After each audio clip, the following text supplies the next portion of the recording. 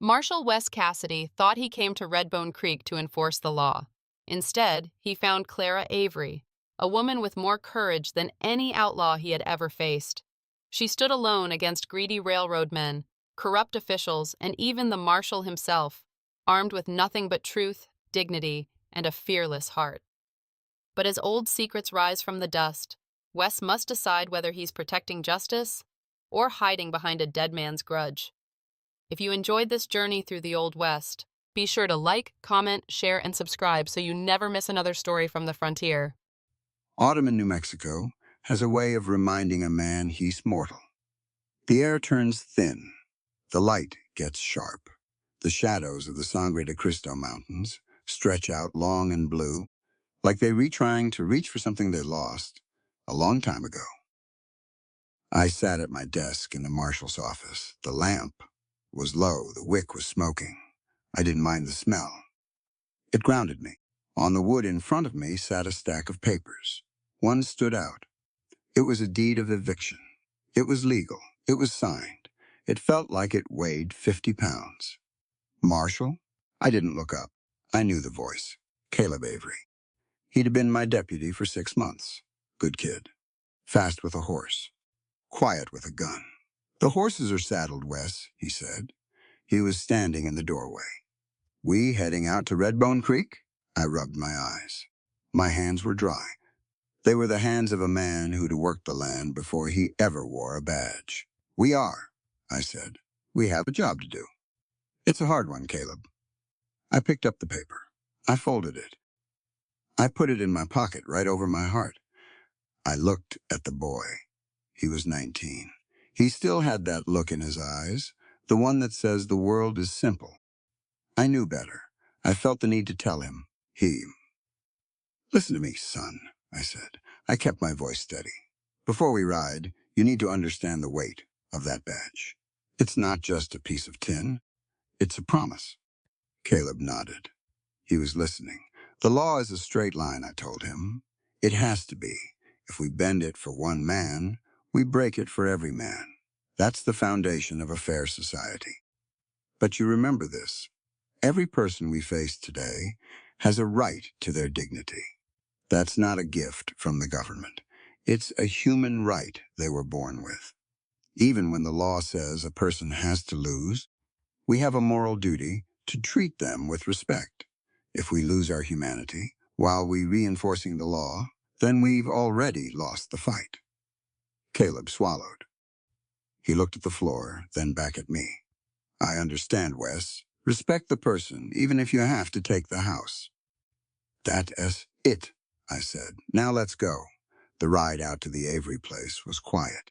The dust was white and fine. It coated our boots. It coated the horses' manes. My mind was back in 1870. I was thinking about my brother, Elias. I was thinking about the land he lost, the land I had sworn to take back. 8 years is a long time to carry a grudge. It gets heavy. It gets sharp. It starts to cut into you. We pulled up to the gate of the Avery Ranch. It was a small spread. Neat. The porch was swept. There were flowers in a tin bucket by the door. My chest tightened. I reached for the paper in my pocket. "Wait here," I told Caleb. I dismounted. My spurs jingled. It was the only sound in the yard. The front door opened. A woman stepped out. She wasn't what I expected. She didn't look like a victim. She stood tall. Her hair was the color of a New Mexico sunset, tucked back tight.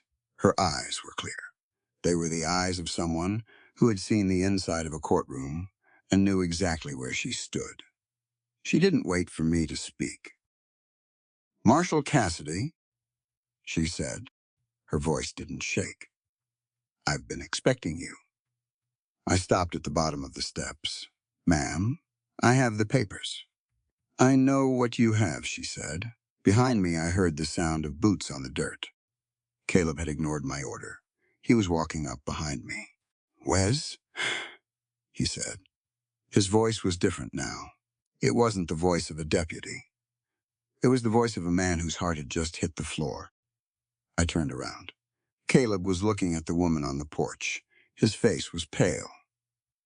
Clara, he whispered. The woman looked at him. A flash of pain crossed her face, but she didn't move. Hello, Caleb. I looked from the boy to the woman, then back to the boy. The realization hit me like a kick from a mule. Caleb, I said, my voice low. Who is this? Caleb didn't look at me. He kept his eyes on her. This is my sister, Wes, he said. This is Clara. I looked at the paper in my hand. Then I looked at the woman I had come to evict. The wind picked up. It blew a swirl of white dust between us. The line I had drawn in the dirt, the one I thought was so straight, had just started to curve. I looked at Clara Avery. She didn't blink. You have your law, Marshal, she said, and I have my truth. I suppose we see which one holds more water by the time the sun goes down.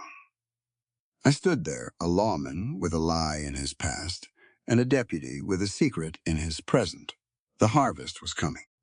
But standing there in the dust, I realized the crop we were about to reap wasn't anything we'd planted on purpose. Clara, I said. I took off my hat. I think we need to talk. Because as a man who believes in the truth, I can tell you this. A house divided against itself cannot stand. And right now, this whole territory feels like it's shaking. She leaned against the porch railing. She looked me right in the eye. Then let us talk, Marshal, she said.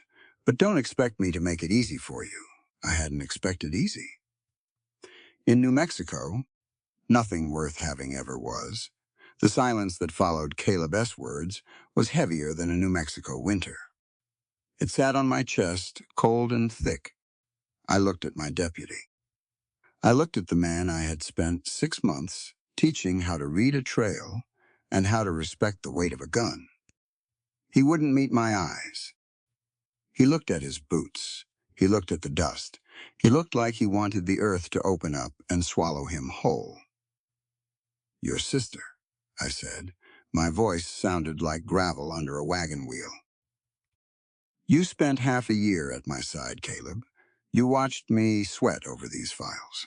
You watched me sharpen my intent to take this land back. And you never once thought to mention the name of the woman living on it belonged to your own blood? Caleb swallowed hard. He looked up, his face pale but his jaw set. I knew what you wanted, Wes. I knew what the Thorn name meant to you. I figured if I told you, you'd see me as the enemy before I ever had a chance to show you I was a good lawman. I figured the truth would get in the way of the work. I shook my head. I felt a pang in my heart that had nothing to do with the land and everything to do with the boy. Listen to me, Caleb, I said, and I made sure my voice carried. Silence isn't just the absence of noise. That's a choice.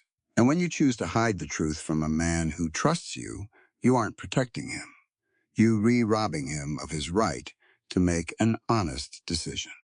A man can only be as good as the information he holds. By keeping me in the dark, you took away my agency. You turned me into a fool in my own office. That isn't loyalty, son. That's a betrayal of the transparency that keeps a community from tearing itself apart. Caleb flinched. Clara Avery, still standing on that porch like a queen in a denim dress, stepped forward. Don't blame the boy for a man's grudge, Marshal, she said. Her voice was sharp. It had a ring to it, like a bell. He didn't tell you because he knew you were blinded by a ghost. You so busy trying to fix what Elias Thorne broke that you can see the living people standing right in front of you. I turned my gaze back to her. She didn't flinch. She had a way of holding her ground that reminded me of an old oak tree. Weathered, but deep-rooted. I'm here to enforce a legal eviction, Clara, I said. The history doesn't change the law. The law is a tool, Wes Cassidy, she countered. In Philadelphia, I saw men use the law to build hospitals, and I saw them use it to steal bread from the hungry. It is only as honorable as the person wielding it. Right now, you wielding it like a club because your pride is hurting, And I'm telling you, I won to be the one to pay for your family's old debts. I stepped closer to the porch. I took the paper out of my pocket. I didn't hand it to her, not yet. I'm a fair man, I said. Despite what you think, I've saved my pay. Every cent I didn't spend on coffee or ammunition for the last 8 years is sitting in the bank in Santa Fe. $1,500. It's more than this dirt is worth in its current state. I'm offering to buy the deed from you right here, right now. You take the money, you take Caleb, you go back east, or wherever it is you find peace. You want to be a Gafu with nothing. You'll be a woman with a future.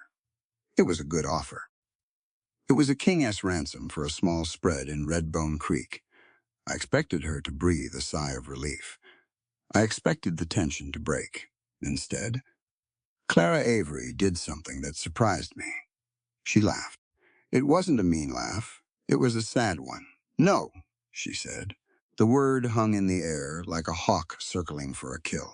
No, I repeated. $1,500, Clara. You could buy a house in a city. You could live without ever having to blister your hands on a plow again. You don't understand, she said, stepping down one more stair so we were nearly eye to eye.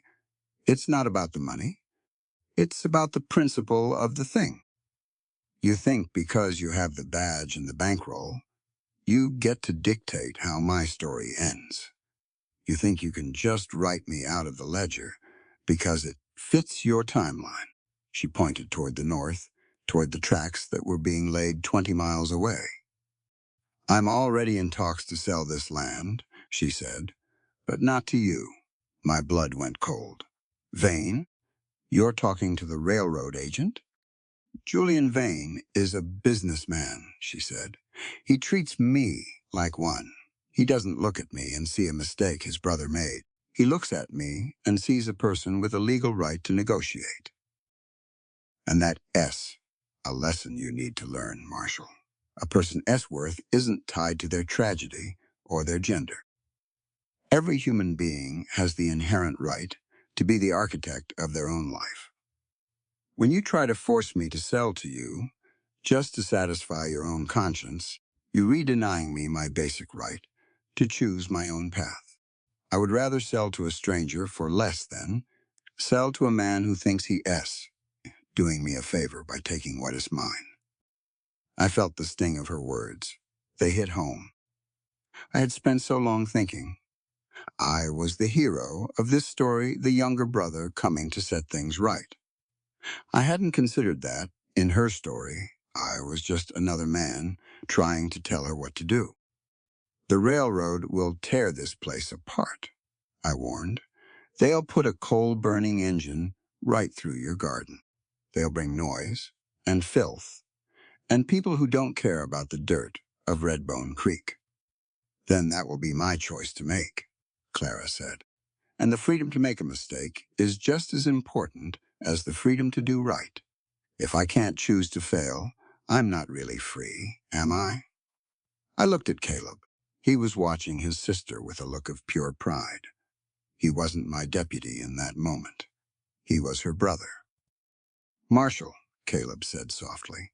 She's right. We spent all morning talking about dignity. You said it was a human right. If that is true, then Clara's dignity means she gets to say no to you, even if your pocket is full of gold. You can claim to respect a person only when they were doing what you want them to do. True respect is when you acknowledge a person's right to disagree with you and walk their own road. I took a long, slow breath. The dust tasted like iron. I looked at the eviction notice in my hand. It felt like a curse. I can't just walk away, Clara, I said. The court gave me a date. I have a duty to the territory. Then do your duty, she said, her voice softening just a fraction. But don't call it helping me. And don't think for a second that I am sobbing in a corner waiting for a cowboy to save me. I saved myself every day for 34 years. I'm not about to stop now. She turned and walked back into the house. The screen door slammed behind her with a definitive crack.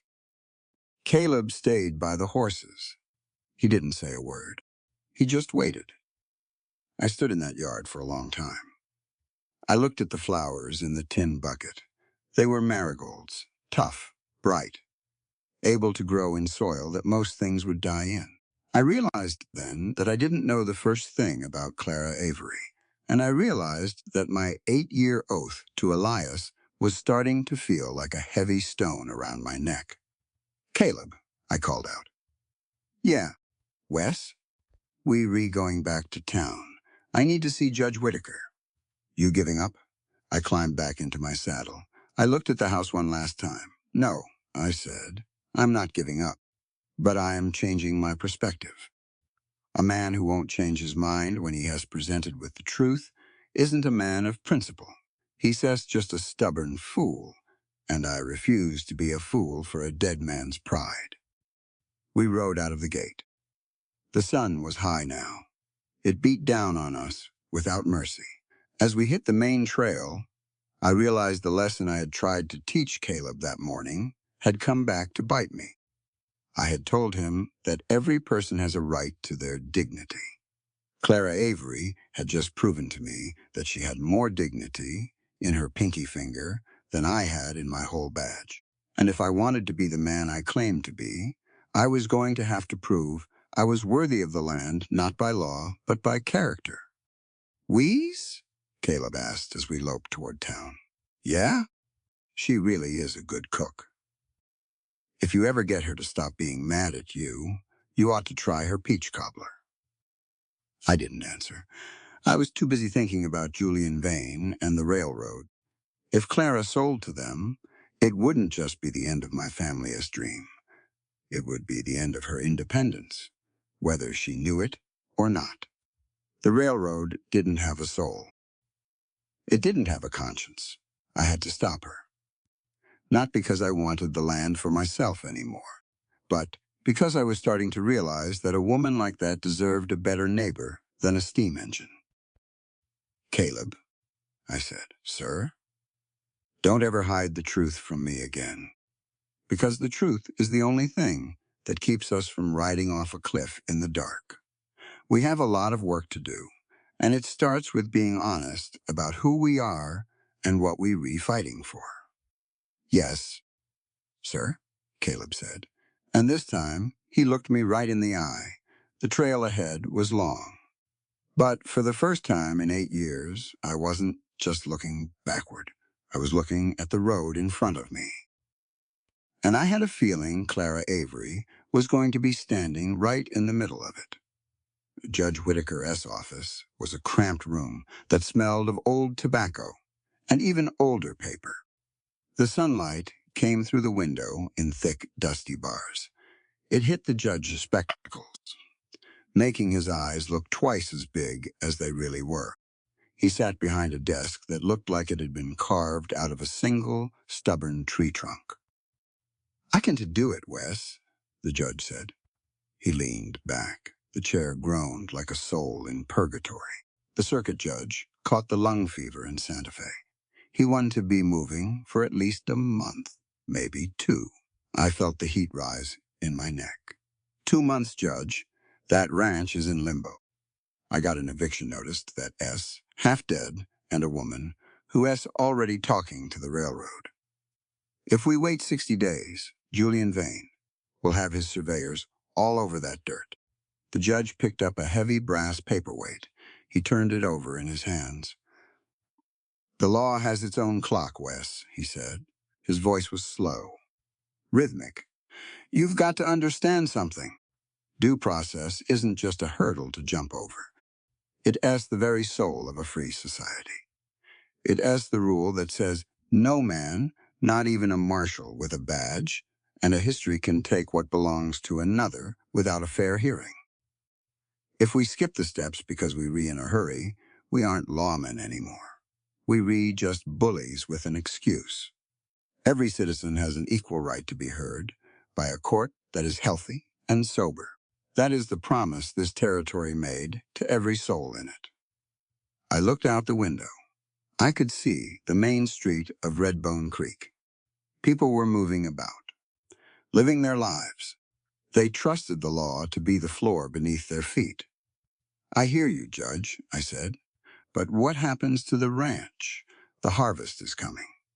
If that land sits idle for 2 months, the weeds will take it. The cattle will stray. It'll be a ruin before the law ever makes a decision. The judge set the paperweight down with a heavy thud. That, he said, is where the humans have to be bigger than the statutes. You and Clara Avery are going to have to find a way to coexist. You're going to have to manage that land together until the gavel falls. The ride back to the Avery place was longer than the ride in. Caleb rode beside me. He was quiet. He kept glancing at me, waiting for me to explode. I didn't. I was too busy thinking. When we pulled into the yard, Clara was out by the barn. She was trying to hoist a heavy sack of grain into the loft. She was small, but she had a wiry kind of strength. Still, the pulley was rusted. The rope was frayed. I dismounted and walked over. I didn't ask. I just grabbed the rope and pulled. The sack slid up into the dark of the loft. Clara wiped her brow with the back of her hand. She looked at me. Her eyes were wary. The judge says we restuck, I said. I let go of the rope. 2 months. Circuit judge is sick. Clara leaned against the barn door. She sighed. It was a sound of pure exhaustion. And I suppose you here to tell me I have to move into the barn? No, I said. I am here to offer a pact. A coexistence pact. I stood there, looking at the ranch. It was a beautiful place. The grass was turning gold. The air was cooling down. Listen to me, Clara, I said. We can spend the next 8 weeks fighting over every inch of this dirt. We can make each other miserable. But while we busy hating each other, the land will suffer. And that's a sin. Human beings have a fundamental responsibility to the earth they walk on. We just stewards, temporary ones. If we let this place go to seed out of spite, we've failed in our duty to the next generation. Clara looked at the barn. Then she looked at me. What are you proposing, Marshall? A partnership, I said. For now, we work the harvest together. Caleb and I will do the heavy lifting. You manage the books and the house. We split the costs of the seed and the feed. When the judge is ready, we go to court with a ranch that's actually worth something. Because at the end of the day, cooperation between equals is the only way a community survives the frontier.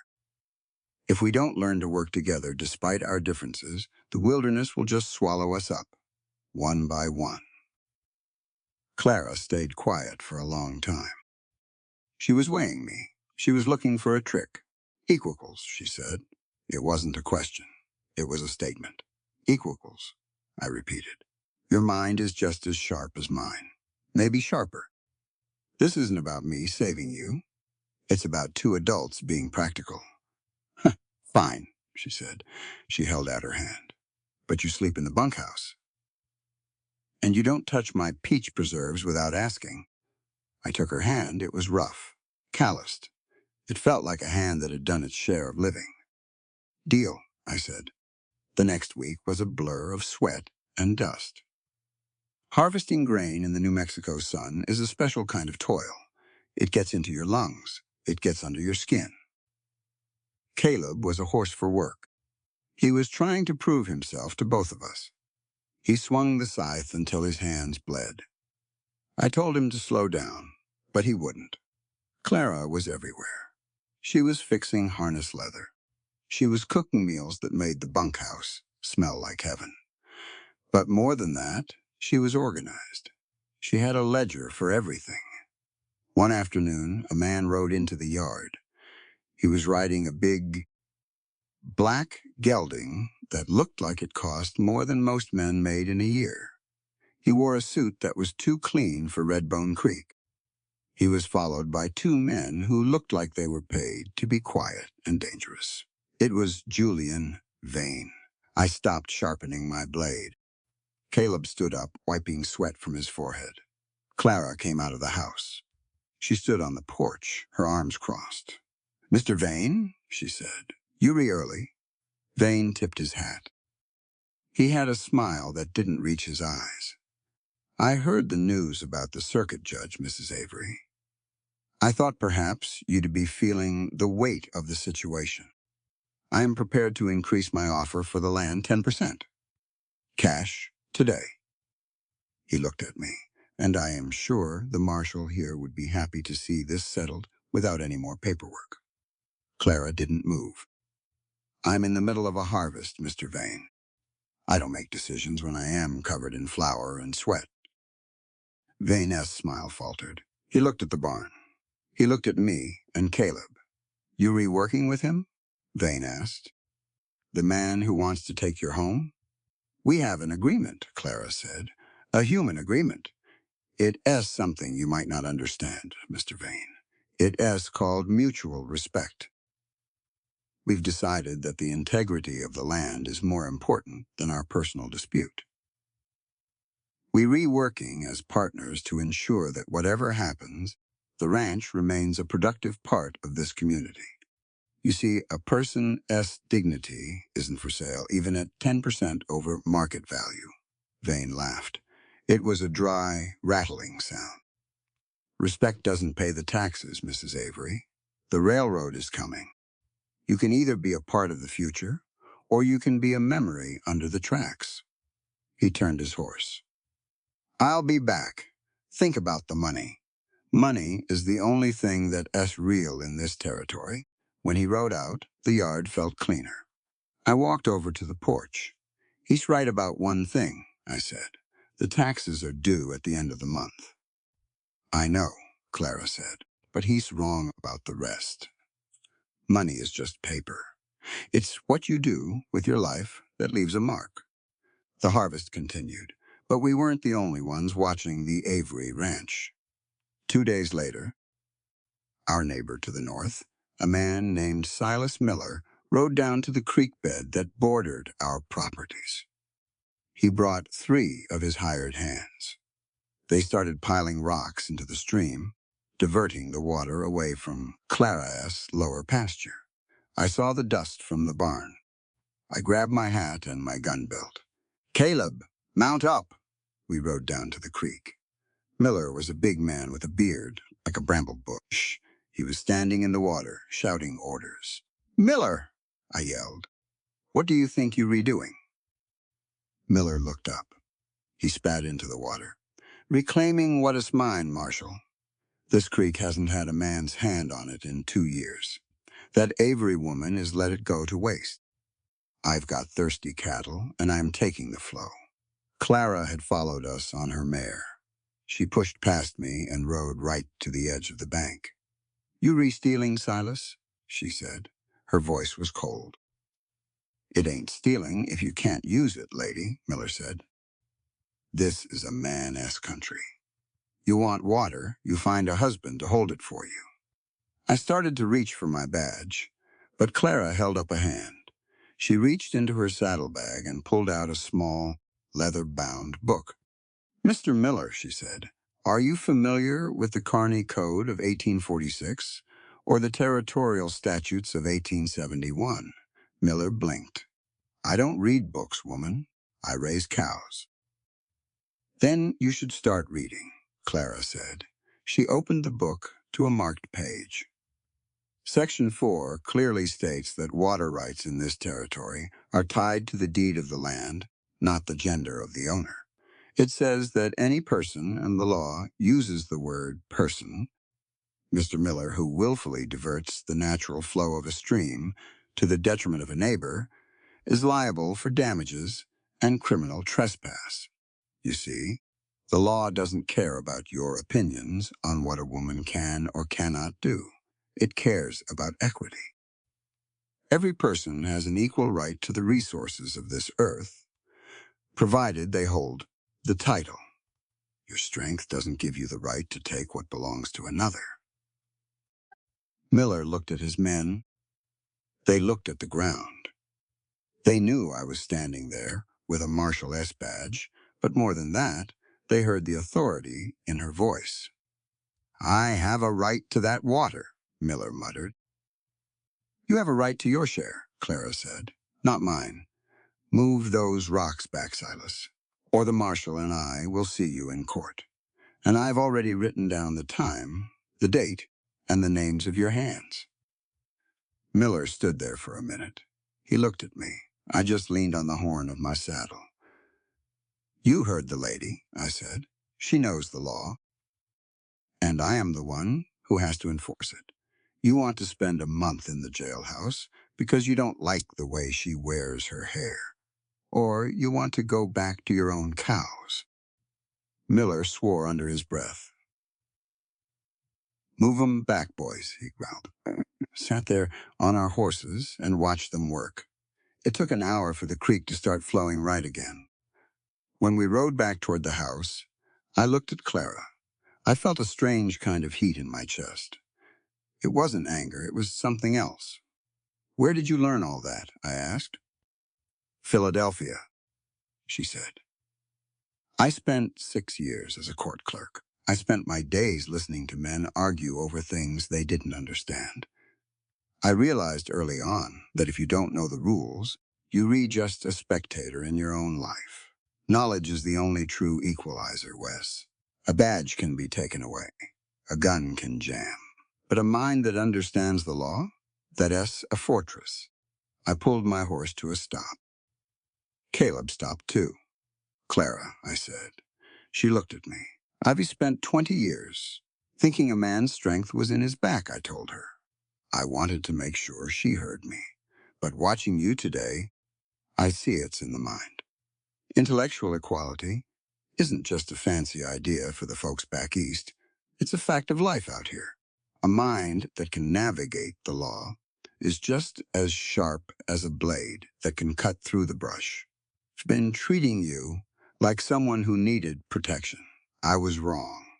You don't need a protector. You need a partner who respects your intellect as much as your grit." Clara looked at me for a long time. The sun was setting behind her. It made her look like she was framed in fire. "That's the first honest thing you've said to me, Wes Cassidy," she said. She kicked her horse into a trot and headed for the house. I sat there a minute, the sound of the flowing creek in my ears. "She's something, ain't she?" Caleb asked. He was smiling. "She is," I said. "And we got a lot to learn, Caleb. Both of us." We rode home in the twilight. The ranch felt different now. It didn't feel like a battlefield anymore. It felt like a place where things were growing. But I knew the month wasn't over. And Julian Vane wasn't the kind of man to be defeated by a leather-bound book. He was the kind of man who would wait until the fire was low, and then he'd strike. As I walked into the bunkhouse, I realized I wasn't just fighting for Elias land anymore. I was fighting for the right of a woman like Clara Avery to stand on her own 2 feet. And that felt like a much better reason to wear a badge. The sun hadn't even cleared the peaks. When the smell of coffee hit the air, it's as a good smell. Honest. It tells you the world is still turning, and there's work to be done. I sat on the edge of my bunk. My back popped. My knees groaned. That's the price of 40 years of living. You pay it every morning. I walked out into the yard. The frost was still on the pump. It looked like silver dust. Caleb was already there. He was brushing down his buckskin. He was humming a tune. Something light, something that didn't belong in a yard full of tension. "Morning, Wes," he said. He didn't look up. He kept his rhythm with the brush. "Morning," I said. "We heading into town today. We need salt. We need flour. And I need to check the telegraph office. I am still waiting for a reply from the land office in Santa Fe." Caleb stopped brushing. He looked at the house. Clara was at the window. She was watching us. She didn't wave. She just stood there. "You think she's okay with us leaving her here?" Caleb asked. She's a grown woman, Caleb, I said, and she got a shotgun by the door. I think the question is whether the town is okay with us bringing her in. The ride into Redbone Creek was a study in silence. The dust was thick. The heat started to climb. By the time we hit the main street, the Saturday market was in full swing. It's a busy place on a Saturday. Farmers, ranchers, merchants. People trying to squeeze a living out of the dry earth. We hitched the horses in front of the general store. People stared. They didn't hide it. They looked at me. They looked at Caleb. Then they looked at Clara. She climbed down from her mare. She smoothed her skirts. She held her head high. She looked like she was walking into a cathedral instead of a dusty frontier town. "I'll get the flour," she said. She looked at me. "Just for a second. You do your business, Marshal." I watched her walk into the store. Caleb stayed by the horses. He looked nervous. He was checking his cinch for the third time. I started toward the telegraph office, but then I saw Billy Cooper. Billy was the station master. He was also the town's primary source of information. Most of it was gossip. But Billy had a way of seeing things that others missed. "Morning, Marshal," Billy said. He was leaning against a post. He was chewing on a piece of straw. "See, you brought the widow Avery to town." "I did, Billy." "Interesting," he said. He looked over at Caleb. "The boy looks like he's seen a ghost. Or maybe just a sister he hasn't seen in a while." I stopped. I turned back to Billy. "What was that?" Billy shrugged. "Nothing. Just a thought. Saw them talking at the depot the day she arrived. Before you ever went out there. They didn't look like strangers, Wes. They looked like family having an argument." My heart did a slow, heavy roll in my chest. I looked at Caleb. He was still fiddling with the horses. He wouldn't look my way. I didn't go to the telegraph office. I went back to the general store. I walked inside. The smell of brine and calico hit me. Clara was at the counter. She was talking to the merchant. Caleb was standing by the door. I walked right up to him. I didn't raise my voice. I didn't have to. "Caleb," I said, "step outside." We stood in the alleyway behind the store. It was shaded. It smelled of old crates and dry rot. "Billy Cooper says he saw you at the depot," I said, "the day Clara arrived. He says you didn't look like strangers." Caleb's face went flat. The color drained out of his cheeks. He looked like a man standing on a trapdoor. "I didn't say we were strangers, Wes," he whispered. "You didn't say anything," I snapped. I felt the anger rising. It wasn't the hot kind. It was the cold, sharp kind. You let me ride out there. You let me pull my gun. You let me act like a fool while you sat there and watched. "Why?" Caleb looked at the brick wall. He wouldn't look at me. "I wanted to see," he said. "See what?" "I wanted to see if you were the man you claimed to be," Caleb said. He looked at me then. His eyes were wet. "You spent 6 months talking to me about justice. You talked about the law being fair. You talked about the Thorne family and the honor of the land. But I knew why you were really going out there. You were going out there to take. And I wanted to see if my Marshal, the man I looked up to, was just another land grabber with a tin star." I felt like he'd have punched me. "So you tested me?" I asked. "You put your sister in the middle of a dispute to see how I'd handle it." "She wasn't in the middle," Caleb said. "She was already there. She is the one who told me not to say anything. She said, if he's a good man, he'll see the truth on his own. If he isn't, then knowing who I am won't change anything." I leaned against a crate. I felt the weight of the last week. The harvest, the water dispute, the pact. It all felt like it was built on a foundation of sand. "Listen to me, Caleb," I said. I wanted to make sure he heard the weight of my words. "We need to talk about loyalty, real loyalty. You think you were being loyal to your sister by keeping her secret.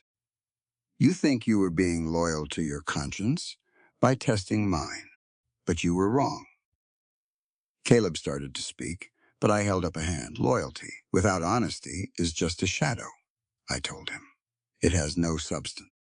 In this line of work, and in this life, transparency is the bedrock of trust. When you withhold the truth to test a man, you aren't being righteous. You're being manipulative. You took away my ability to be honest with myself and with the law. Integrity isn't just about doing the right thing when people are watching. It's about providing the people you trust with the truth so they can do the right thing too. By keeping that secret, you didn't test my character. You damaged yours. You compromised the very foundation of our partnership. Caleb put his head in his hands. He looked small, younger than 19. I'm sorry, Wes, he said. I truly am. I didn't want her to lose her home because of who her brother worked for. She almost lost a lot more because her brother didn't trust his mentor, I said. I looked toward the street. Clara was standing at the end of the alley. She heard everything. She didn't look sorry. She looked like she was waiting for me to finish my lecture. The ride back to the ranch was the hardest one yet. We had the supplies, but the air was heavy. The salt and flour felt like a burden. When we got back, I didn't go to the bunkhouse. I went to the porch. I sat on the steps. I watched the sun go down. It was a red sun, violent. Clara came out. She sat on the chair behind me. You're angry, she said. I'm disappointed, I said. There is a difference. He did what he thought was right, Marshall, she said. He is a boy trying to find his way in a world that doesn't make much sense. I turned around to look at her. He's a man wearing a badge, and a badge requires a higher level of honesty. He didn't just hide a name, Clara. He hid a motive. And in the law, motive is everything. I stood up. I walked to the edge of the porch. I need to tell you something, Clara, I said. I wanted her to understand the educational value of what I was feeling. A community is built on the truth, especially a community as fragile as this one.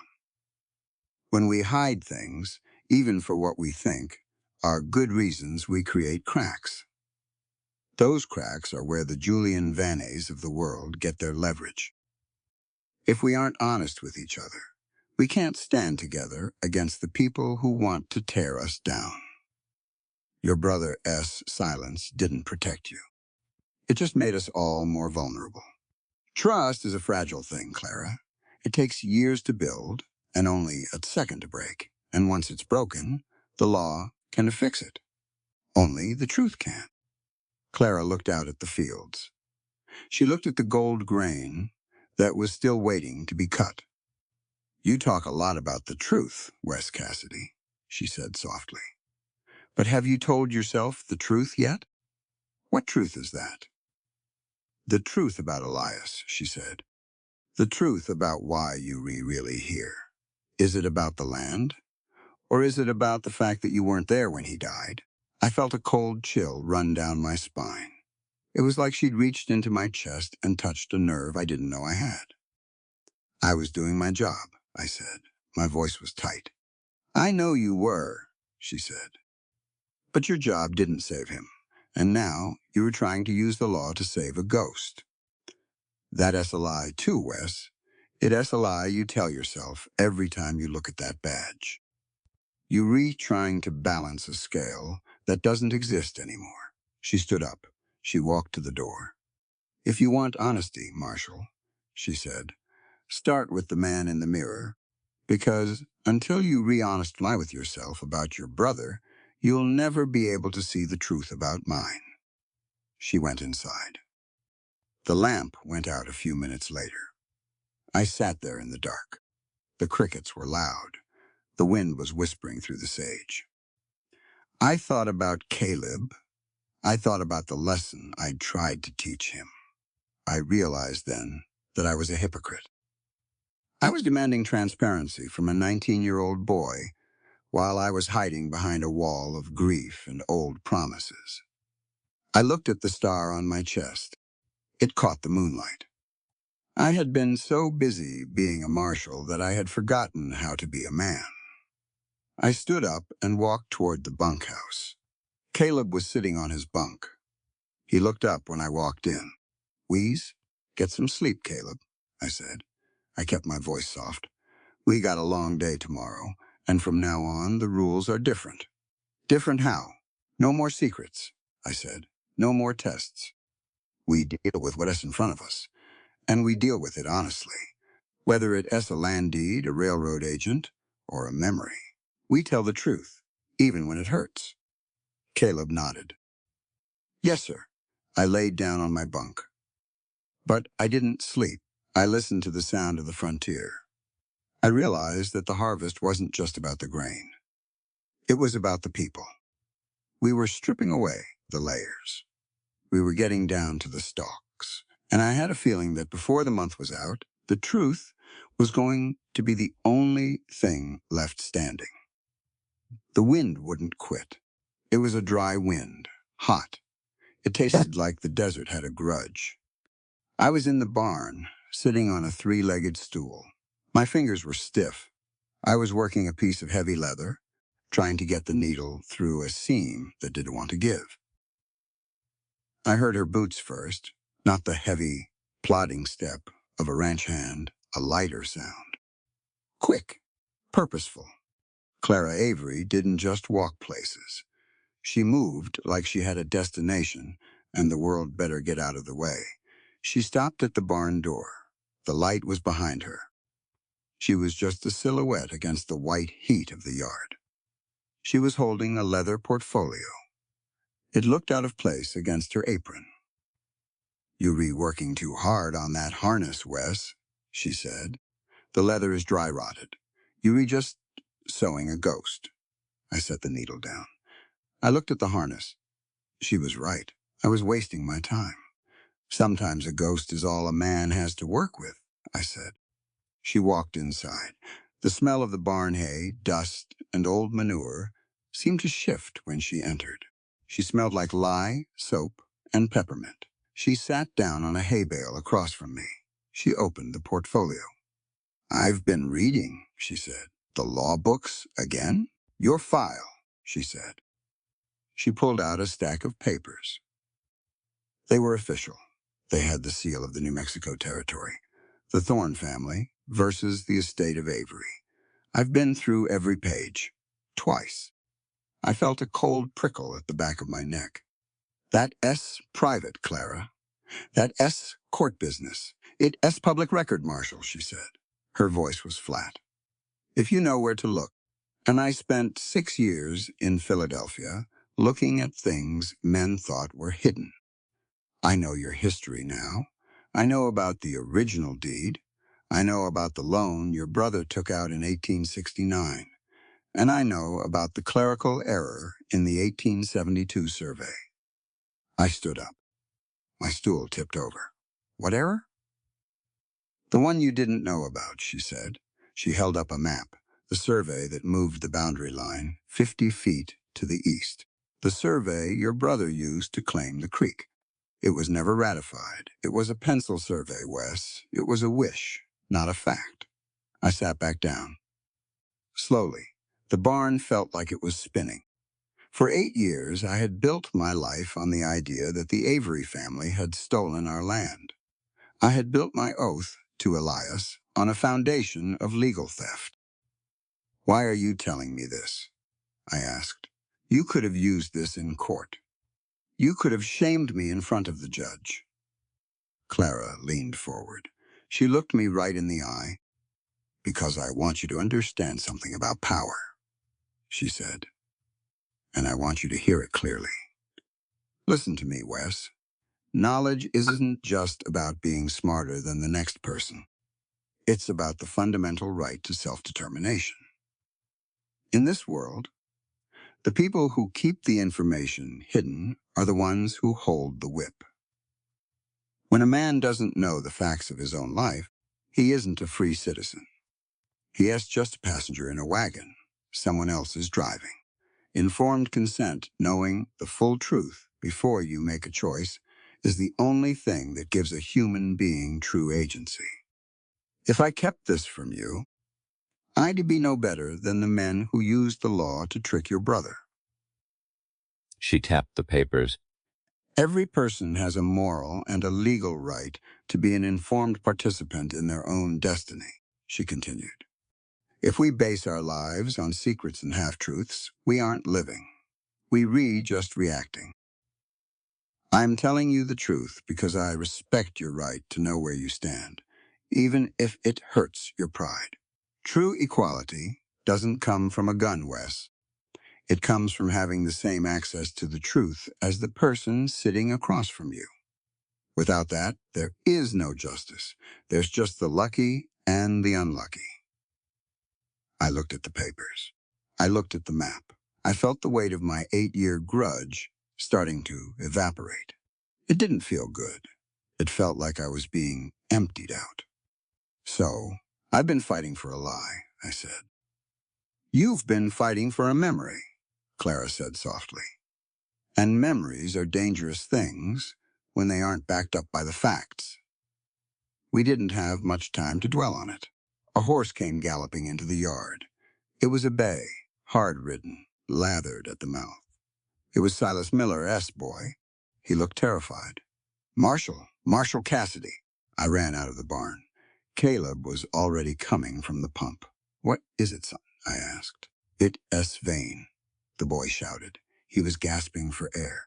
He S. at the North Ridge. He S. got the surveyors. And he S. got the sheriff from the next county over. They re-saying the railroad has an emergency eminent domain order. They restarting to stake the line through your lower pasture, Mrs. Avery. Clara's face went white. Then it went hard, like flint. Caleb, get the horses, I yelled. I looked at Clara. Stay here. Not a chance, she said. She was already headed for her mare. This is my home, and I'm the one who knows the law. You'll need more than a badge to stop Julian Venane today. The North Ridge was a beautiful stretch of land. It was where the wild grass grew the tallest. It was where the deer came in the evenings. Now, it was a scar on the landscape. Julian Vane was there. He was wearing his fine suit. He was holding a transit. 2 men were hammering wooden stakes into the soft earth. Beside Vane stood a man with a heavy belly and a star that looked fake. Sheriff Miller from the county to the north. We pulled our horses to a stop. I didn't draw my gun. Not yet. Vane, I shouted, you re-trespassing on a private deed under court review. Vane didn't even look up from his papers. Not anymore, Marshal. The territorial legislature passed the Railway Expansion Act 3 days ago. Emergency session. I have a signed order of eminent domain. This land is now the property of the Southern Pacific Railroad. He held up a document. It had enough gold seals to sink a boat.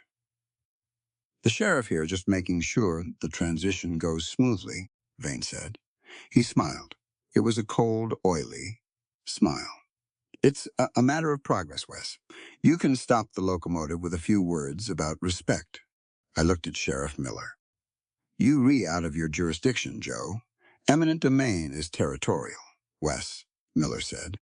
He didn't look happy, but he looked like he was getting paid. I am here as a deputy of the governor. Move aside. I felt the anger boiling. I looked at the stakes. They were like needles in the skin of the earth. But then Clara Avery rode forward. She didn't look angry. She looked calm. She looked like a school teacher about to correct a very stupid child. Mr. Vane, she said. Her voice carried over the wind. May I see that order? Vane smirked. Certainly, Mrs. Avery. It's a very impressive piece of parchment. He handed it to her. She didn't just look at it. She read it every line, every heretofore, and notwithstanding. This is an impressive document, Mr. Vane, she said. She handed it back. But it's missing one thing. And what's that? the signature of the district magistrate, she said. You see, the Railway Expansion Act requires a judicial review before eminent domain can be enacted on a property currently under legal dispute. Section 12, paragraph B. I believe Judge Whitaker hasn't signed this. Vaught's smile twitched. That's a technicality. It'll be signed on Monday. Until it's signed, Clara said. This is just an expensive piece of paper. And until that signature is dry, you are in violation of the Territorial Trespass Act of 1874. Sheriff Miller, if you continue to support this illegal survey, you are personally liable for damages. And as a former clerk of the court, I will ensure that the complaint is filed directly with the Governor S. office by sunset. Sheriff Miller looked at Vane. He looked at the stakes. He stepped back. Vane? Miller? Growled, you said the paperwork was solid. It is solid, Vane shouted. It says the will of the railroad. The will of the doesn't supersede the rights of the individual, Clara said. She looked at the surveyors. Pick up your stakes now. She looked at Vane. She held her head high. I want you to listen to me, Mr. Vane, she said, because this is the part you keep forgetting. Legal literacy, understanding the rules that govern us, is the only real defense a citizen has against the tyranny of the powerful. You count on people being ignorant. You count on them being afraid of your gold seals and your fancy words. But the law is a public contract. It belongs to all of us. And the most important part of that contract is the protection of the weak against the arbitrary whim of the strong. Rights aren't suggestions, Mr. Vane. They are the boundaries of our humanity. And today you've reached the edge of mine. Vane looked like he wanted to spit. He looked at me. He saw my hand hovering near my holster.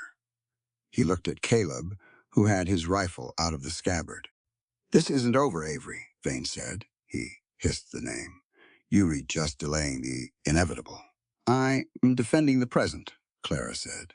The future can wait its turn. Vane signaled his men. They started pulling the stakes. It was a slow process. They were angry. They were embarrassed. Sheriff Miller tipped his hat to me. Sorry, Wes. He told me it was all above board. Next time, read it for yourself, Joe, I said. The truth is right there on the paper, if you be brave enough to look at it. We rode back to the house in silence. The sun was going down. The shadows of the mountains were turning purple. When we got to the yard, I helped Clara down from her horse. I didn't let go of her arm right away. You saved the ranch today, I said. I used the rules, she said. That's all. No, I said. You did more than that. You showed me that a man with a badge is only as good as the truth he's standing on. I've been using this star as a shield for my own pride for 8 years, Clara. I thought the law was about winning. You showed me it S about standing. Standing for what S right, even when the wind is blowing against you. I looked at the house. The porch light was flickering. I learned something today, I told her. I wanted to make sure she heard the educational value of my realization. I learned that a badge doesn't give a man authority. It only gives him a responsibility to be as informed as the people he's sworn to protect. If I don't know the law, really know it, I'm just a man with a gun looking for a reason to use it. You taught me that knowledge is the true equalizer. It's the thing that makes us all equal in the eyes of the court and in the eyes of each other. I won't forget that, Clara. I won't forget that my power comes from the truth, not from the tin on my chest. Clara looked at me.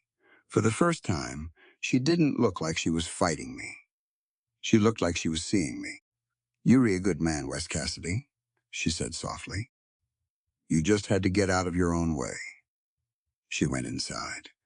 Caleb went to the bunkhouse. I stood in the yard. The wind had died down. The stars were starting to come out. I thought about Elias. I thought about the oath I had taken. I realized then that my brother wouldn't have wanted me to steal a ranch for a ghost. He would have wanted me to be a man who stood for the truth.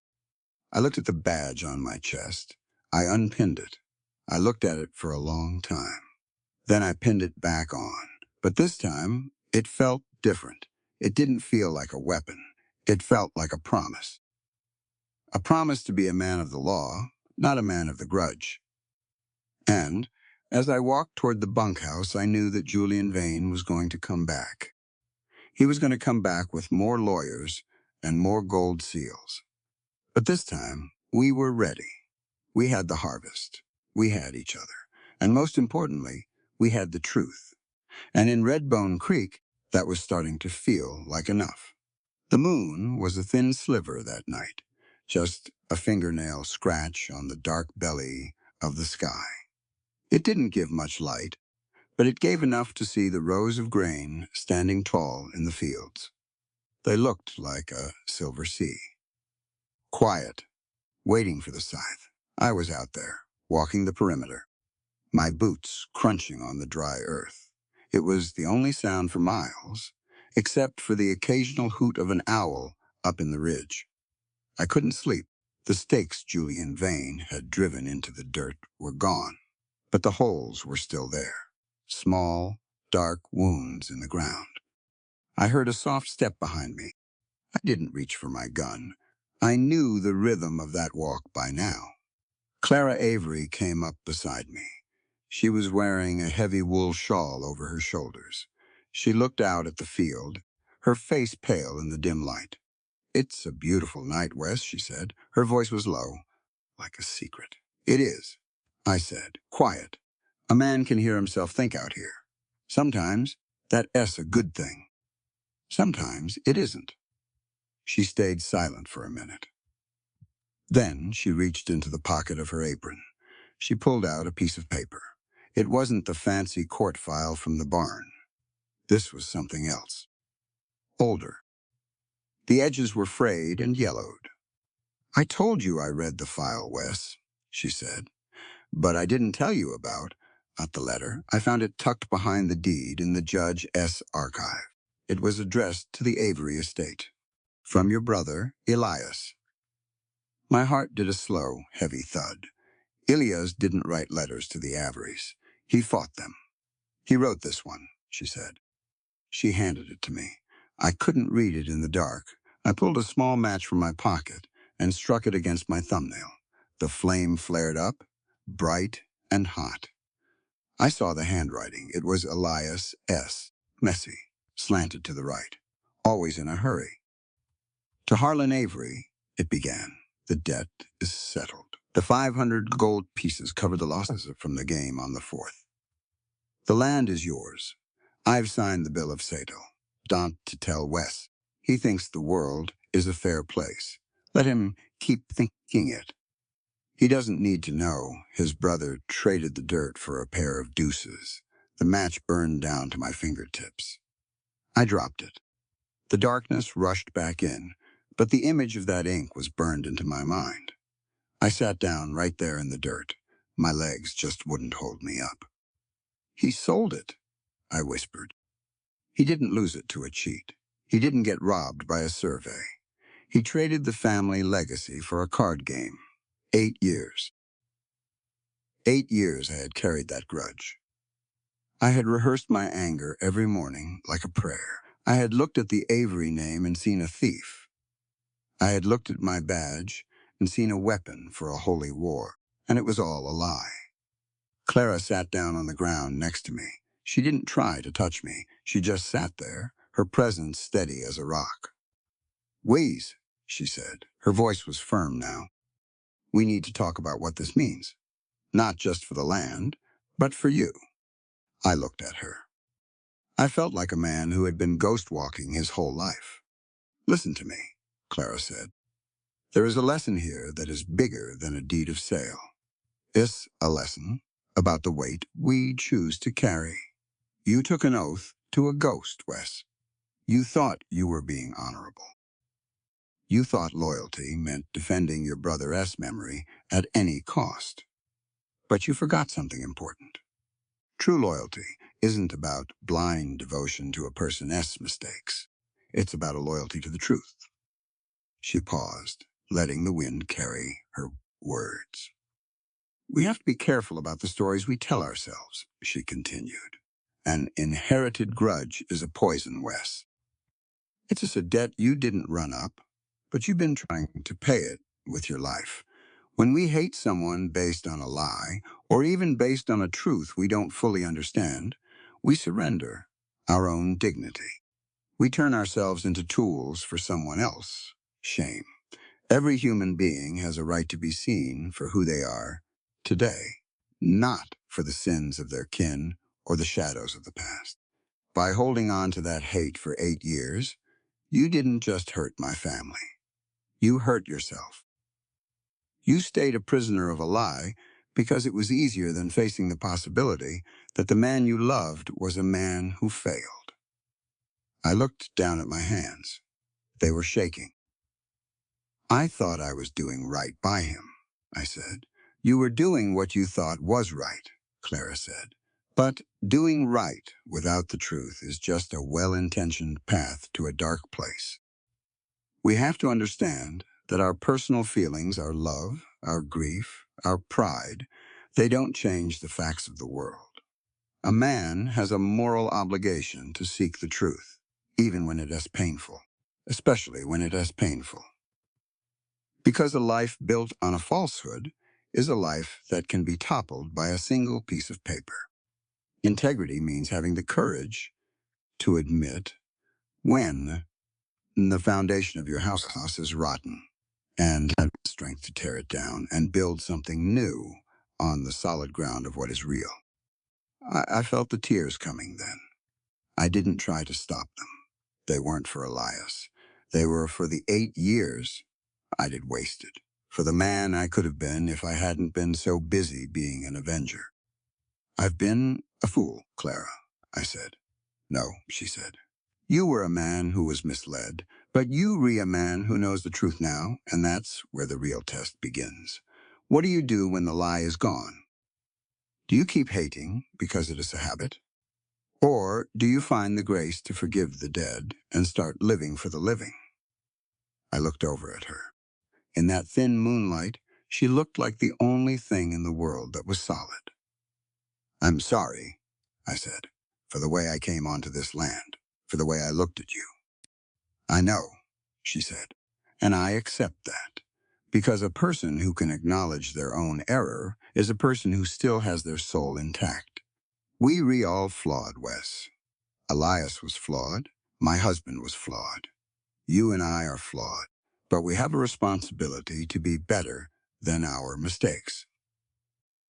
We have a duty to treat one another with the respect that comes from knowing we all just trying to find our way through the dark. I reached out then. I took her hand. It was warm. It was real. I'm not going to take this land, Clara, I said. Not for Elias. Not for anyone. It belongs to you. It's always belonged to you. We'll see what the judge says, she said. But for tonight, let's just sit here. Let's just be 2 people on a piece of earth that doesn't care about our names. We sat there for a long time. The wind died down. The stars got brighter. I thought about the word Clara had used, dignity. I had always thought dignity was something you earned with a badge or a gun. I thought it was about being the strongest man in the room. But sitting there in the midnight field, I realized I was wrong. Dignity was about the truth. It was about the quiet strength it took to look at a lie and walk away from it.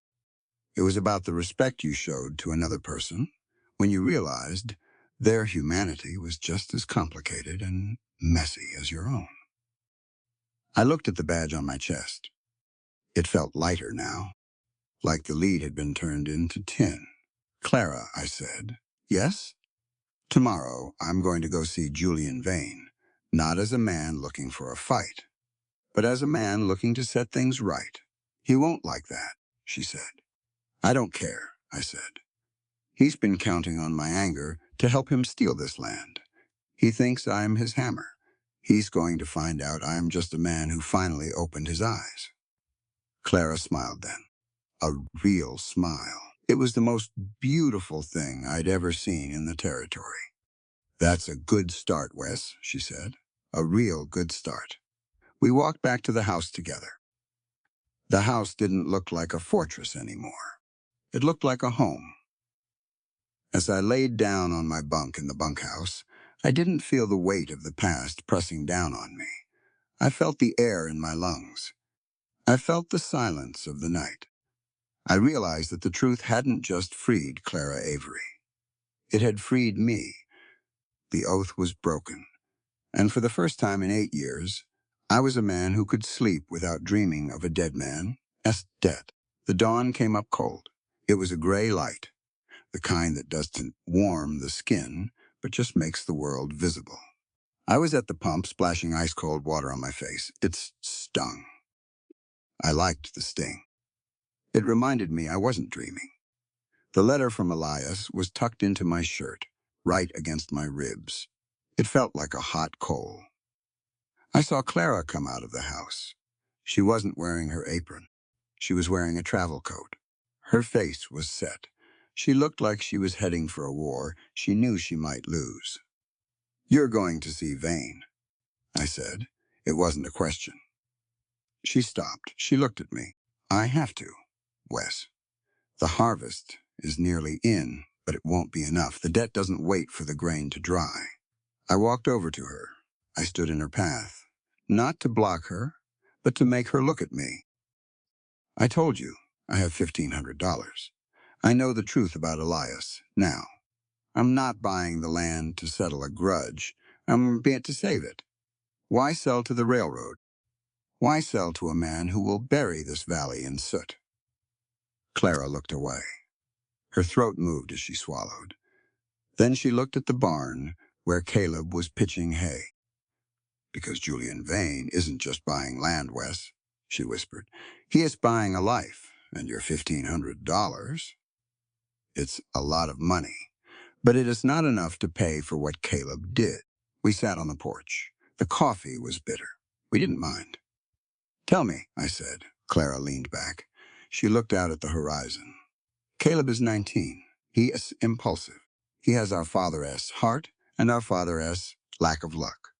Last winter, before we came here, he got involved with a group of men in Santa Fe, the Blackwood outfit.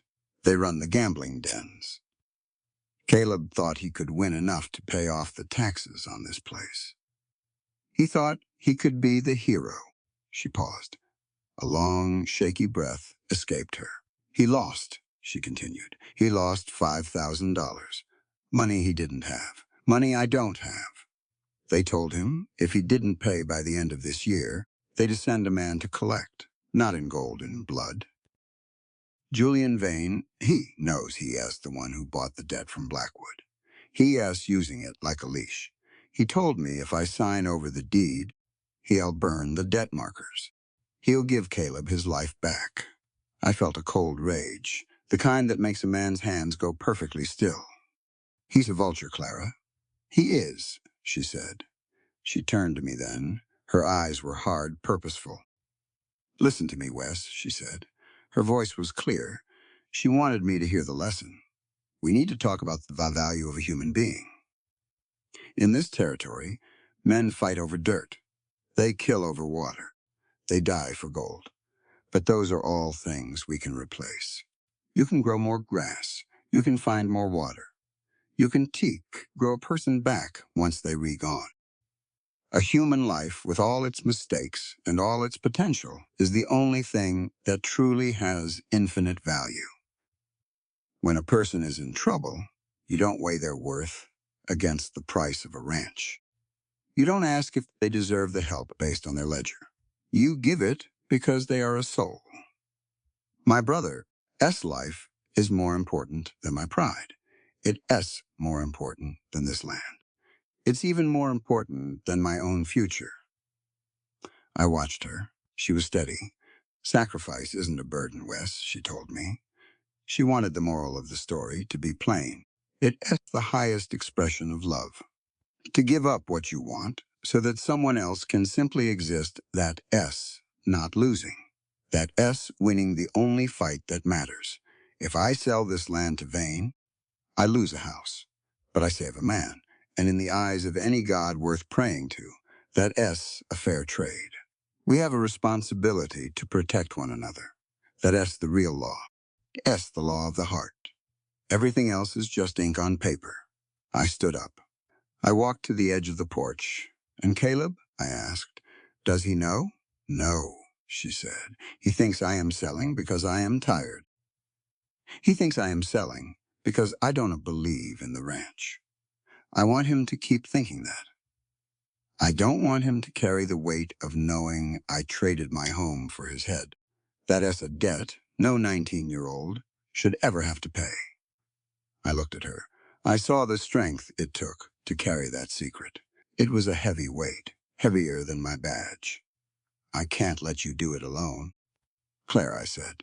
You have to, she said. It's my family's debt. No, I said. It's a human debt. And like you said, we have a responsibility to protect one another. I spent 8 years protecting a lie. I think it is about time I started protecting the truth. I walked to the barn. Caleb was there. He was brushing his horse. He looked up when I entered. He looked guilty.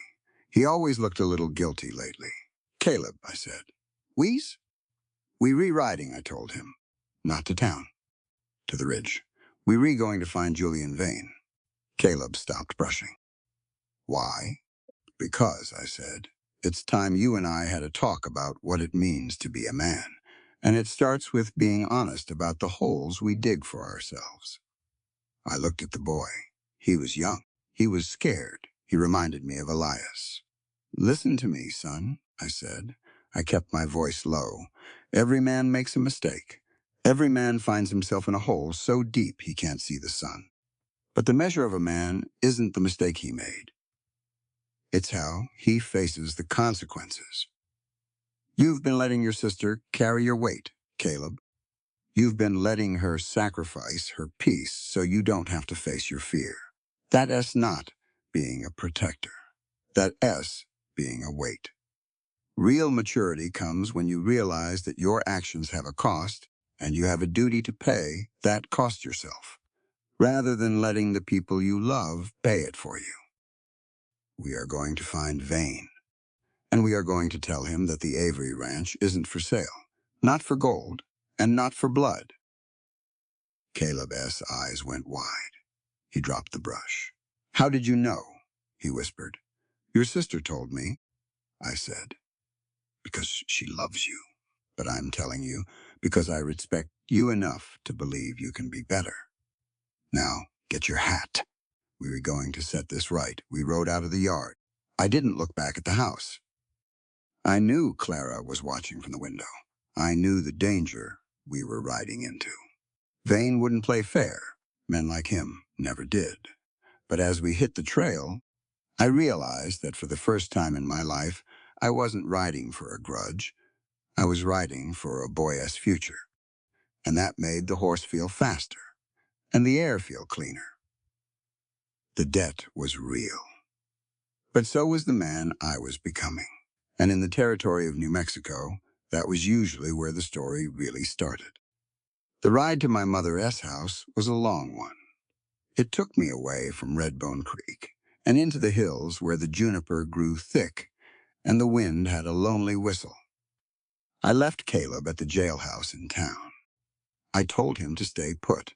I told him to think about what we'd discussed. I needed answers, and there was only one person left who could give them to me. Martha Cassidy's house was small. It was built of stone and grit. It looked like it had grown right out of the hillside. My mother was sitting on the porch in a rocking chair. She was 80 years old, but her eyes were still as sharp as a hawk's. She was shelling peas. The pop and clatter of the shells was the only sound in the yard. August, she said. She used my full name. She always did when she was braced for something. You look like you've ridden through a ghost, I dismounted. I didn't hitch the horse. He was too tired to wander. I walked up the steps and sat on the edge of the porch. I found a letter, Ma, I said. The rocking chair stopped. The pea pod in her hand stayed half open. Elias's letter, I said. The one to Harlan Avery. The one where he admitted he sold the land to pay for a card game. My mother didn't look at me. She looked at the peas. I know, she said. Her voice was quiet. I felt a cold shock. I'd expected a denial. I'd expected a shock to match my own, but she just sat there. You knew, I asked. My voice was rising. You knew for 8 years? You watched me wear this badge like a shroud? You watched me hate the Averys until it turned my heart to stone? You knew the whole time that Elias was the one who failed? Martha set the bowl of peas down. She turned her chair to face me. She reached out and took my hand. Her skin felt like old parchment. I knew, she said. I was there that night, August. I saw him come home. I saw the shame in his eyes. He cried like a baby in my lap. He told me he'd ruined everything, and then he died, August. His heart just gave out from the weight of it. And I made a choice. A choice? I snapped. You chose to let me live a lie. I chose to give you a reason to keep going, she said. Her voice was firm. She wasn't apologizing. When Elias died, you were lost. You were a man without a rudder. You were ready to let the world slide right past you. I saw that spark in you, that need for justice. I thought if I let you believe the land was stolen, you'd have something to fight for. I thought the anger would keep you warm until you were strong enough to find your own way. I pulled my hand away. I stood up. I paced the length of the porch. Listen to me, Mother, I said. I wanted her to hear the reality of what she'd done. We have to talk about the right to the truth. You thought you were protecting me. You thought you were being kind. But a lie, no matter how well-intentioned, is still a cage. When you withhold the truth from a person, you are stealing their agency. You are making decisions for them that they have a right to make for themselves. You didn't give me a reason to live. You gave me a reason to hate. And hate is a hollow thing, Ma. It doesn't build anything. It just burns. I stopped and looked at her. Every human being has a fundamental right to the facts of their own life, I told her. I wanted the lesson to be unmistakable. To deny a person the truth is to deny them their maturity. It is to treat them like a child who can't handle the cold. But the truth is the only thing that allows us to grow. It is the only thing that allows us to make real choices. By keeping Elias's secret, you kept me from being a whole man. You let me build a life on a foundation of sand. That isn't love, Ma. That is a form of control. And it cost me 8 years of my soul. Martha looked at me for a long time. A single tear tracked down through the wrinkles on her cheek. I thought I was saving you, August, she whispered. You can save a person by lying to them, I said. You can only save them by standing with them in the light, even when the light shows things we don't want to see. We have a moral duty to be honest with the people we love. That honesty is the only true respect. Without it, our relationships are just shadows. I would have stood by you, Ma. I would have forgiven Elias. But I never got the chance to choose forgiveness because you never gave me the truth. She nodded then. She looked old, truly old. I'm sorry, she said.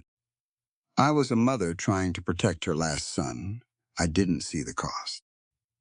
The cost was 8 years of peace, I said. I walked down the steps. I looked at the hills. But I am not going to carry it anymore, I told her. I am not going to be the man who hates for a living. I'm going back to Redbone Creek, and I'm going to do what's right, not because of a grudge, but because it's the truth. I got on my horse. I looked back at her one last time. I love you, Ma, I said. But from now on, we tell the truth, no matter how much it stings. Because the sting of the truth is better than the rot of a lie. I rode away. The wind was at my back now. I felt a strange sense of lightness. The anger was gone. The weight of the Thorn name was gone.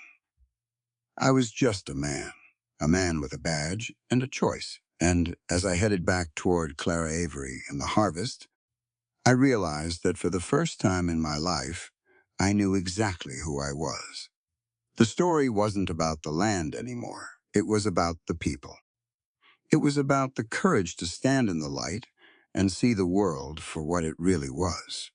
And in the territory of New Mexico, in the autumn of 1878, that was the only kind of victory that lasted. The sky over Redbone Creek was the color of a bruised plum. The storm was coming, but it wasn't a rainstorm. It was a windstorm, the kind that carries the desert in its teeth. I rode into town with the weight of 8 years, finally starting to lift, replaced by a cold, sharp clarity. I found Julian Vane at the hotel. He was sitting on the veranda, sipping a glass of sherry that cost more than my saddle. He looked up when my shadow hit the floorboards. He smiled that oily smile. "Marshall," he said, "I hear the widow is packing her bags. I assume you're here to thank me for clearing the way for your family's return." I didn't sit. I stood over him. I let the silence stretch out until he started to fidget with his cufflinks. "I'm here to talk about a letter, Vane," I said. I pulled the yellowed paper from my pocket. I held it so he could see the ink. "And I'm here to talk about a debt, not the one on the land. The one you bought from the Blackwood outfit." Vane's smile didn't vanish, but it went stiff, like a hide left out in the sun too long. "That's a private business matter, Wes. A young man made a wager, he lost. I simply facilitated the collection." "You facilitated a trap," I said. I leaned down, my face inches from his. "Listen to me, Vane. I want you to hear this loud and clear. There is a fundamental difference between a legal contract and a moral crime. You took advantage of a boy S weakness to steal a woman S agency. You used the law like a snare. But the law was never meant to be a tool for the greedy to devour the vulnerable. When you strip a person of their choices through fear and debt, you aren't a businessman. You're a tyrant. And in this territory, we have a responsibility to stand against tyrants, whether they wear a crown or a three-piece suit." Vane chuckled, but it sounded thin. "The debt is real, Marshall. $5,000. Can you pay it? Can she? If not, the ranch is mine." "I have $1,500 in the bank," I said, "and I have this letter. This letter proves my brother sold the land. It means my claim, the one you were using to pressure Clara, is dead. It's gone. Without my claim, you don't have the leverage to force a quick sale. And without that quick sale, the judge won't sign your eminent domain order. You reholding a losing hand, Vane?" I reached into my other pocket. I pulled out a heavy leather pouch. It was every cent I'd saved. It was my future. It was my retirement. It was my peace. "Here is $1,500, I said, dropping it on the table with a heavy thud. "It's a down payment on Caleb's debt. The rest will be paid through the harvest. And if you ever step foot on the Avery Ranch again, I'll arrest you for conspiracy to commit fraud. I already spoken to Judge Whitaker. He is very interested in how you acquired those debt markers from a criminal outfit like Blackwood." Vane looked at the money. He looked at the letter. He looked at the hard set of my jaw. He knew the wind had changed.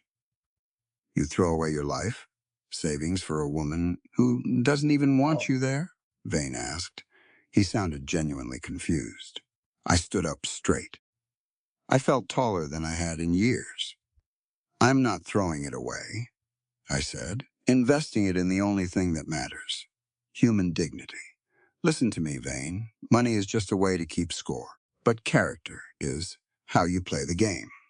I'm choosing to use my resources to protect a person's right to live without a shadow over their head. That's what economic agency means. It's the power to use what you have to free others, not to enslave them. You think you're rich because you have gold. I think you're the poorest man in this town because you don't have a single soul who respects you. I'm walking away with my honor. Walking away with a pouch of silver and a tarnished name. I'd say I got the better deal. Vane didn't say a word. He just watched me walk away. I headed for the depot. Clara was there. She was sitting on a wooden crate. Her trunk was beside her. She looked smaller than I'd ever seen her. When she saw me, she stood up. Her eyes were red. "Wes," she whispered. I signed it. I had to. "Caleb, the signature is void, Clara," I said. I walked up to her. I took her hands. They were cold. I saw Vane. I paid the down payment. The debt is restructured. The judge is staying the sale. She stared at me. She didn't move then. The realization hit her. The air seemed to leave her lungs in a great, shuddering rush. She started to sob, not the quiet kind, the kind that comes from the very bottom of a person's soul. I can't pay you, Wes," she sobbed, her head falling against my chest. "I have nothing. I've lost my savings. I've lost my husband as legacy. I can pay you back for the money, or the time, or the trouble." I held her. I let her cry until the front of my shirt was soaked. I felt the rhythm of her heart against mine. It was a good rhythm. It was a living one. I pulled back just enough to look at her. I touched her cheek. "Just love me, Clara," I whispered. She stopped sobbing. She looked at me, her eyes wide and wet. "That's all," I told her. I wanted her to hear the weight of it. "Listen to me, Clara. We spent so much time talking about debts and deeds and what we owe the dead. But the only real debt any of us carries is the debt of love. Everything else, the money, the land, the grudge, it's just noise. I don't want your gold. I don't want your land as a trophy. I want a partner. I want a person who sees the world the way I am finally starting to see it. True love isn't a transaction. It's not something you pay back. It's something you grow, like the harvest. It's a gift given freely between two people who respect each other as souls. You don't owe me a cent. You just owe yourself the chance to be happy, and I like to be there to see it happen." Clara looked at me for a long time. The wind was howling around the depot, blowing dust in circles. But in that moment, everything was still. "Wes Cassidy," she said. She reached up and touched the badge on my chest. "You're a hard man to argue with." "I'm a man who found the truth," I said. "And the truth is, I've been in love with you since you told me no on that porch. Because a woman who stands for herself is a woman worth standing beside." She smiled. It was a small thing, but it was enough to light up the whole territory. "Then let's go home, Wes," she said. "We have a harvest to finish." The harvest was done. The grain was in the silos. The dust had settled. It was a Sunday morning in November. The air was crisp. The sun was a pale gold coin in the sky. I stood on the porch of the Avery Ranch. No, our ranch. We had the deed changed partnership. Equal shares. I looked at the gate. Caleb was there. He was painting the fence. He was doing it carefully. He wasn't rushing. He looked older.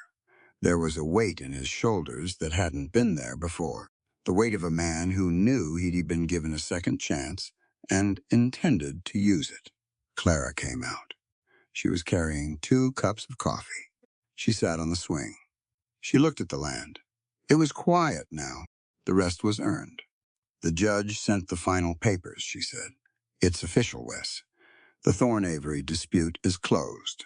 Forever, I sat down beside her. I took a sip of the coffee. It was hot, honest. I went to see Elias yesterday, I said. At the cemetery. I left the letter there, on his headstone. I told him I was sorry I didn't see the man he was, instead of the man I wanted him to be. Clara leaned her head on my shoulder. That's the hardest part of loving someone, isn't it? Seeing them as they really are. It is, I said. I looked at Caleb. I wanted to say something. I wanted the lesson of the last few months to be anchored in the ground. Caleb, I called out. The boy stopped painting. He looked up. Come here a minute, son. He walked over. He wiped his hands on a rag. He looked at us both. He looked at the way we sat together. Listen to me, Caleb, I said. I kept my voice rhythmic. Steady. We starting fresh. But a fresh start doesn't mean we forget. It means we remember why we standing here. We standing here because of the truth. And we standing here because we realize that every human being has an equal right to their own life. You aren't just my deputy anymore. You a man with a stake in this dirt. And that stake comes with a responsibility. You have a responsibility to be honest with yourself, even when you fail. You have a responsibility to treat every person you meet with the same respect your sister showed me when I was wrong. Purpose isn't something you find in a bottle or a card game. It's something you build through your labor and your integrity. Remember that. A man's value isn't in what he takes from the world, but in the peace he leaves behind. Caleb nodded. He looked at Clara. I won't forget, Wes. I promise. Good, I said. Now finish that fence. It's going to be a long winter. He grinned and headed back to the gate. I looked at Clara. You think he'll be okay? He has a good teacher, she said. 2 of them. She looked at me then. Her eyes were clear. The shadows were gone. Wes, she said, why did you really stay? After you knew the land wasn't yours. I looked out at the horizon. I looked at the purple mountains, because I realized that a man without a purpose is just a drifter with a badge, I said. I wanted to be verbal about it. My purpose used to be a grudge. It was a hollow thing. It kept me moving, but it didn't keep me warm. You gave me a new purpose, Clara. You showed me that the real work of a man is to protect the dignity of others and to find a way to love the world despite its scars. Every person needs a reason to get out of bed that's bigger than themselves. For me, that reason is you, and it's this community. True equality means we all have a seat at the table. I finally found my time not getting up. Clara reached over and took my hand. I'm glad, Wes, she said, because the table was pretty lonely without you. We sat there for a long time. We didn't need to talk anymore. The wind was soft. The harvest was in. The debts were paid, the ones in gold and the ones in blood. The only thing left was the love.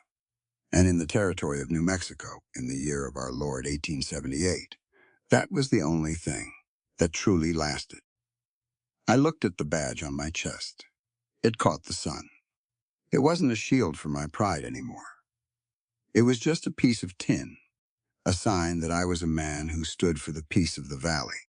And as I sat there with Clara, I knew that the harvest we'd had reaped wasn't just grain.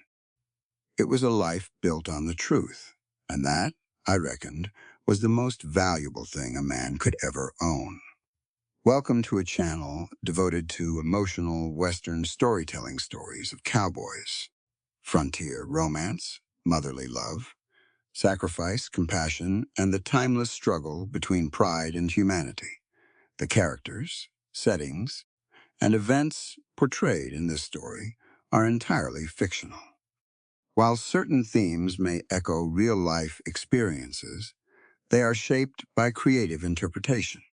The author does not intend to represent or depict any specific individual, organization, or historical event. When the dust finally settles over Redbone Creek, what remains is not the sound of gunfire, nor the echo of old grudges. but the quiet truth that every human heart must one day face. Marshal Wes Cassidy began this journey believing that justice meant reclaiming what was lost. He thought a badge, a court paper, and an old family wound were enough to guide his hand. But the frontier has a hard way of teaching a man that not every battle is fought against another person. Sometimes, the fiercest battle is against the lies we have carried inside ourselves for far too long. Clara Avery's strength, Caleb's mistakes, Martha's painful confession, and Elias's hidden shame all remind us that truth may hurt, but it is the only ground firm enough to build a life upon. This story teaches us that dignity does not come from land, money, power, or pride. It comes from the courage to face the truth, to respect another person's humanity, and to choose forgiveness over bitterness. A grudge may feel like loyalty, but if it is built on a lie, it becomes a prison. Love, too, is not proven by control or silence, but by honesty, sacrifice, and the willingness to stand beside someone in the light. In the end, the greatest victory is not winning the ranch, defeating the railroad, or proving who was right. The greatest victory is becoming better than the pain that shaped us. And that is the lesson Redbone Creek leaves behind. When we let go of hatred, when we honor the truth, and when we treat one another with compassion, even the hardest heart can find its way home.